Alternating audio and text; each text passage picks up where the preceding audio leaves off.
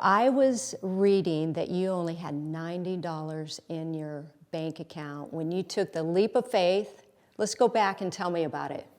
Yeah, so I have been I've been touring since I was 17, one way or another, different vehicles. And during 2019, I was coming off a run from Texas, and I had just gotten to Nashville, where I was living at the Opry trailer parks over there, because I was living out of a Winnebago. Now, were you with your family, or were you married then, or? No, I was just traveling around, and basically, I showed up after a really wonderful show after Austin City Limits. I was fortunate enough to open for Bob Schneider out there, and I pull into Nashville, and it's instantly when the pandemic is just running rampant, and there was a tornado that hit East Nashville. It was just so many horrible things were going on. And I was losing gigs every day. Like, I'd wake up to an email of 5 gigs just canceling because everything was shutting down. And my bank account was shutting down too. So I had one last gig that was booked for me, and it was just an open mic at the Mercy Lounge here in Nashville. And I really only had about 80, 90 bucks, and I didn't want to spend the gas money to go, but at the time it was, you gotta finish every gig. And when I showed up, it ended up being a scouting opportunity for The Voice. So I performed with the band, and they asked me to be an alternate for the show after my performance. And I basically said, What did you think? yes, I lost every show, so I will definitely do it. What was going through your mind? Oh, so much.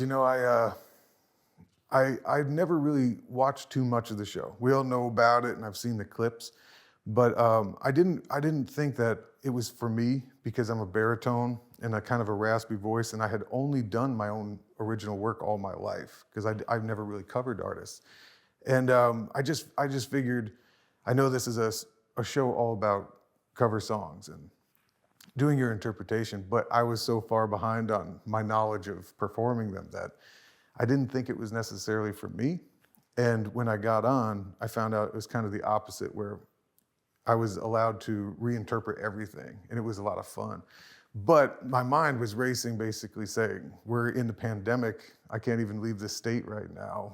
What's this look like? So I was very grateful. What happened after that, though? I mean, when you got there, or first of all, how did you get there, and what was it like to just walk out on that stage? Oh, it was crazy.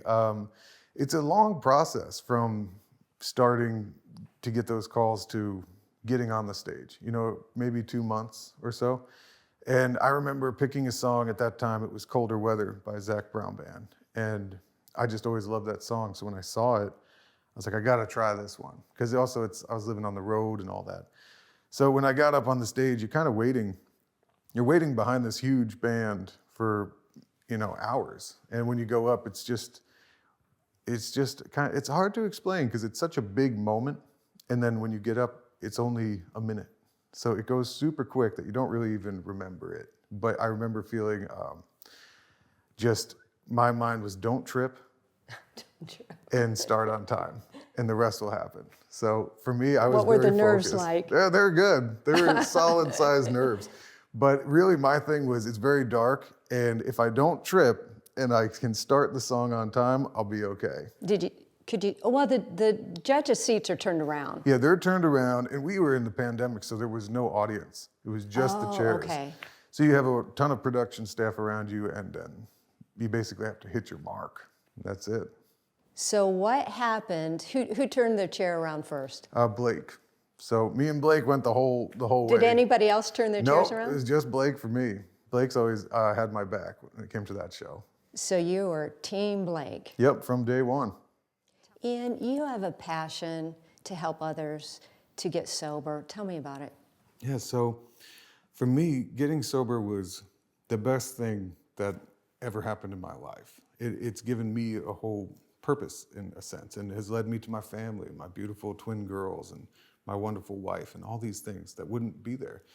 And I'm a part of an organization in upstate New York. It's called Hope Rocks, and it is one of the only music-related festivals and shows that is all about destigmatizing mental illness, addiction, and trying to bring hope to people and give resources to people that need to get help and need to get better. So we've been running this for years now.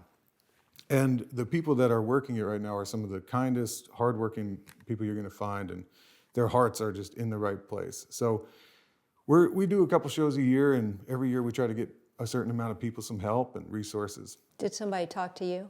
A lot of people talk to me. I needed a lot of conversations. But Who was the person who just really got through to you and said, you know what, Ian, it's time? well, in my past, I would say that it ended up being myself because of a few instances that I had.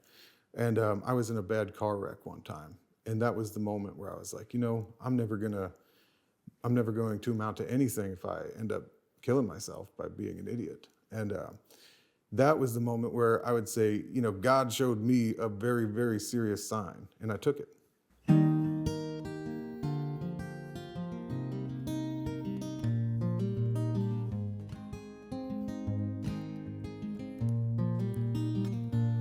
Life's a gift, life's a chance, life's a gamble, life's a dance. One man's graveyard is another's promised land. Life's a blessing, life's a curse. Never get your money's worth. When I'm down and need some help, I remind myself I never heard an old man say, wish I worked another day. Get a little less fishing, left loved ones unforgiving. Got grudges and regrets still laying on my chest. Wish I never got down on that knee, never heard her say yes. Life's a gift, life's a gamble, and I live every day by the words I never heard an old man